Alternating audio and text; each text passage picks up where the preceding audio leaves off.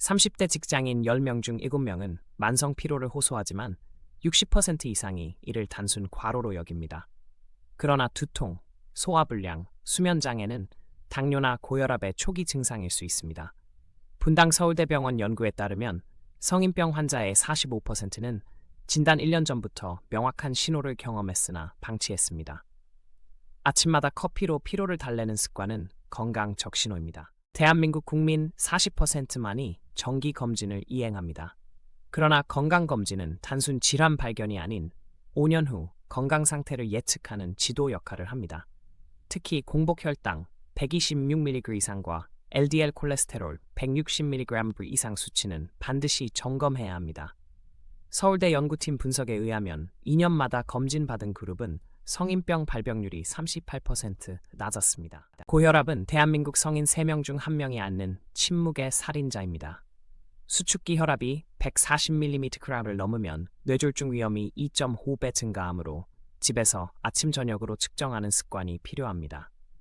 WHO는 하루 소금 섭취량을 한국인 평균 10g으로 제한할 것을 권고합니다. 김치 대신 신선한 채소, 국물보다는 건더기를 선택하는 작은 변화로부터 시작하세요. 한국인은 하루 총 열량의 70%를 탄수화물에서 섭취합니다. 권장량 55-65%. 특히 백미 밀가루의 고글라이세믹 지수 음식은 혈당을 급상승시켜 비만 위험을 높입니다. 대신 현미, 기리 등의 복합 탄수화물과 단백질 20등, 생선 두부, 식이섬유 25g, 브로콜리 2컵을 추천합니다. 가공식품 속 트랜스 지방은 H인 콜레스테롤을 15% 감소시킵니다. 주 3회 30분 이상의 유산소 운동은 인슐린 감수성을 40% 향상시킵니다. 특히 톡 테스트, 걸으며 대화 가능한 강도가 가장 효과적이며 하루 7,000보 이상 시행 시 대사증후군 위험을 66% 낮출 수 있습니다. 서울시립대 연구에 따르면 오후 6시 운동이 체지방 감소에 최적입니다. 스마트워치로 심박수 최대 60-70%를 모니터링하면 과도한 운동을 방지할 수 있습니다. 만성 스트레스는 코르티솔 수치를 높여 복부 비만과 고혈압을 유발합니다. 하버드 의대 연구에 의하면 10분 명상은 스트레스 호르몬을 23% 감소시킵니다.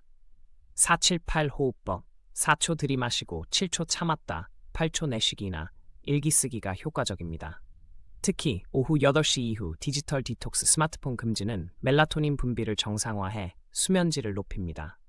하루 흡연 10개비는 혈관 노화를 5년 앞당기고 주 5잔 이상 음주는 간암 위험을 3배 증가시킵니다.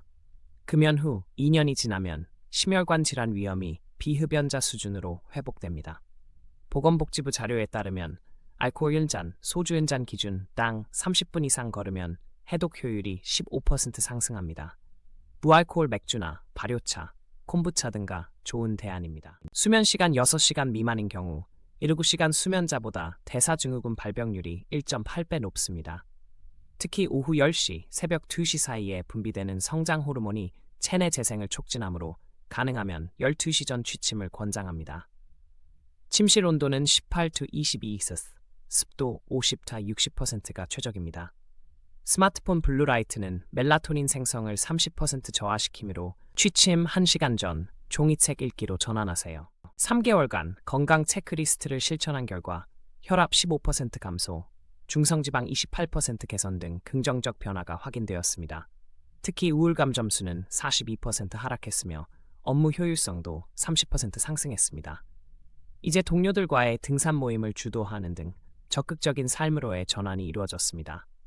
지속 가능한 건강 관리는 작은 습관의 누적이 만들어내는 기적입니다.